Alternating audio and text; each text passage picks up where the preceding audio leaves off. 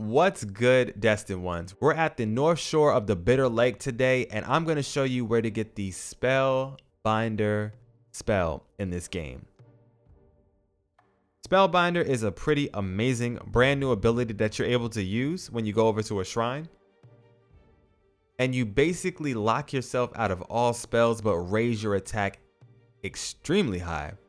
You could break that even further by using Lap, the long aura amplification pellets that we have learned how to create here on the channel. If you don't already have that formula, I have a full guide right here to help you out with that. But yeah, today is all about the treasure hunter over here. So we ran past this guy in a different video where I showed you all the different drinks in the game. When you come up here, you're going to see a bunch of dudes beating down a poor old man standing about right here. You're going to protect this young man and you're going to talk to him after you finish, exhaust all of his dialogue, and he's going to say a little bit of a riddle about something being hard and green but then tasty and red on the inside. I don't remember what he said. In without, round and sweet, red within, a summer treat. But it's something like that. Once you get to this point, go ahead and head back to the shrine and continue on your merry way throughout chapter 3. You don't necessarily have to worry about him. You're going to see him again much later. Alright, so after you finish talking to that man, you want to go ahead and proceed with everything that you want to do here in chapter 3 per usual. Eventually, you're going to make it down to this area right here, which is going to be the Valley of Ecstasy, and it's going to be the Forest of Felicity. Now, if you see my other guides, and we're already familiar with this place, but today, this is what you're going to have to do. There's two locations that we're going to go to. First, from the Forest of Felicity, I want you to run this way.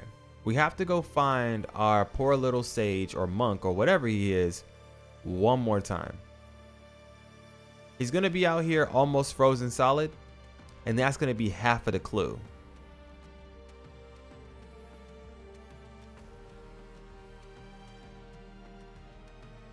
You're going to get to this point about right here. Make sure you phase through because that dude will try to slice your head off, kind of like that. You're going to take a left when you see this gate up here. Up that way is going to be the Thunderclap Temple. You could break a couple of the statues on your way down. Say hello to our mans. He's kind of lonely.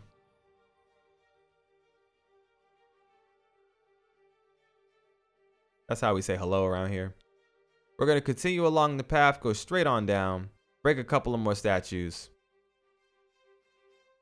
There's something so satisfying about that. I don't know what it is. And then you'll be right here to the Towers of Karma. Go ahead and grab this shrine for yourself and then make a left. You'll hear him screaming over here. It's freezing here. Fire. I need fire. He'll be sitting right around near this tree. And what you're going to do is, if you have it already on your hotbar, you could go ahead and open up the Ring of Fire right here. If you don't have it on your hotbar, go back to the Towers of Karma Shrine, put it on your hotbar real quick, and then use it. He'll hop inside, and he'll be your best friend for a couple of seconds.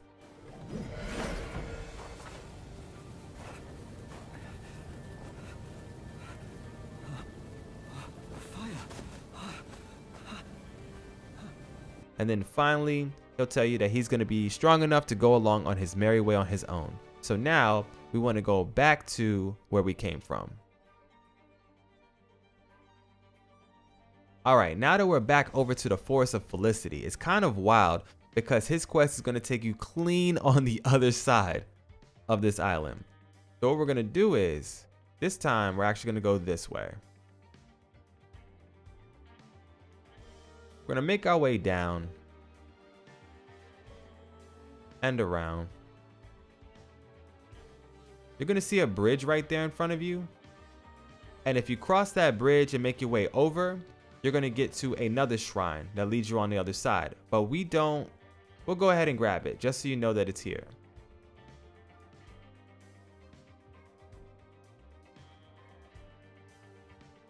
So we'll grab it real quick so you can come back to this location later. It's the Brook of Bliss. But go ahead and backtrack clean across this bridge right here. Take this enemy out however you see fit. And then continue along all the way down to the bottom of this mountain thing.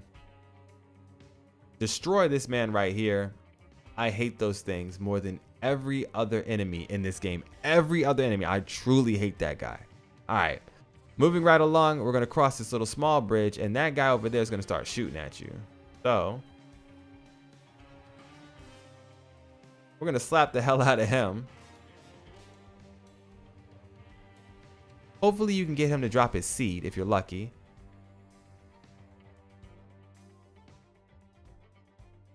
And then right here, go ahead and hop down. We're going to turn around here. Go across the tree. Once you make your way across to the other side, hop down again. One more time. And boom. Here we are. To the melon field. Now, if you've come here too early, nothing is going to be here and nothing is going to happen. So make sure you go back. Talk to the guy while he's sitting under the tree freezing. Use the ring of fire to warm him up and then come back here. If you go to the tree and he's not there, then you probably haven't exhausted all of his dialogue at the first location. So go back over to the lake, talk to him at the shrine that you met him at where you saved his life, then go to the tree, help him, and then come back here. Once you get here, it'll be an automatic cutscene.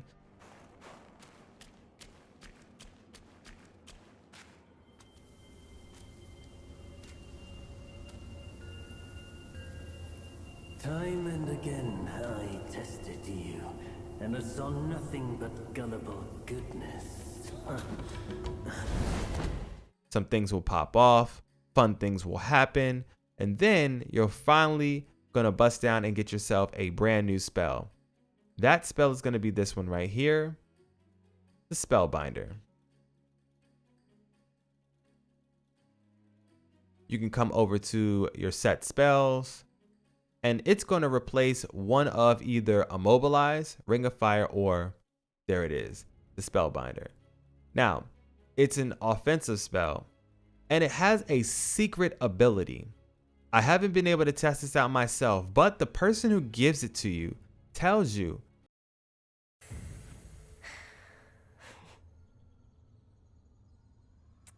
Spellbinder. It hurts no foe, but binds yourself. You'll come to understand its use. Now, a fun fact about this, it says that you will no longer be allowed to use any other spells when you use this. But what you can do, which I find extremely powerful, and it's also one of the most broken builds in the game, you can whip out Taoist first because it's not anything to do with mana, then pop Spellbinder, and now it's time for you to go absolutely ham. This is probably going to be one of the most hand-to-hand combat, dangerously devastating builds in the game, but I haven't dived too deep into it just yet. You best believe I will though, and when I figure out an amazing build that goes along with this, we're throwing down. But that's going to be all for today's video. I hope you enjoyed it. If you did, go ahead and smash that like button for me and sub to the channel so that you don't miss out on any more tips, tricks, guides, and a hell of a lot more for Black Myth Wukong. This is your boy MMSSHD for now though. I'm out of here.